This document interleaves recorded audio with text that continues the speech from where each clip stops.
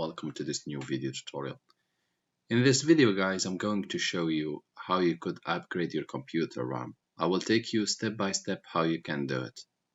But first of the thing, make sure that you have a screwdriver, the appropriate one for opening your computer, and also make sure that you have the appropriate RAM which you can use for doing the upgrade. We will then just go ahead and try to open our computer. I will use the appropriate screwdriver which is matching exactly with the screw in my computer. And for pulling up the plastic part of your computer, I will invite you or suggest to you to use this plastic part, or if you have some plastic, strong one for which you can use it to not damage the plastic of your computer. Also, if you have multiple screws or screwdrivers, then I will invite you to try to find out the right one. Next step will be that we will open our computer. Make sure to use the same size to not damage the screw, so not very small, not very big, just the right one. Now I will just plug up using the plastic.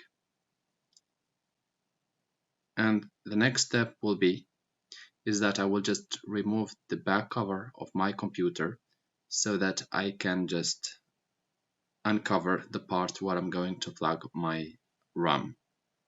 Once done, I will just go ahead now and I will plug my RAM. In some computers, you might have two places where you can plug two RAMs, and in some computers, you might have only one option or one available slot. So make sure that you plug the correct size. So for now, I will just put the new RAM and I will put it in so that the golden parts are not very visible, and make sure to push down. I will show you again from closer. So make sure that you select the right side and push in, and then once done, those little golden teeth will not be visible, or those golden parts will not be visible. Push down. Those little metallic parts is the thing, or is the parts which are fixing the RAM from not moving.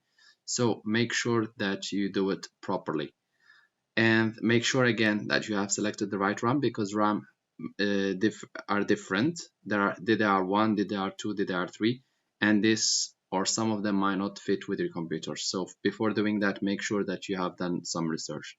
Once you have completed the operation, you can go ahead and try first to start your computer before reclosing your computer. If everything functions as it's supposed to be, then just go ahead, turn it off, and close your computer for once and enjoy it. Thank you guys for watching, and talk to you soon in a new video tutorial.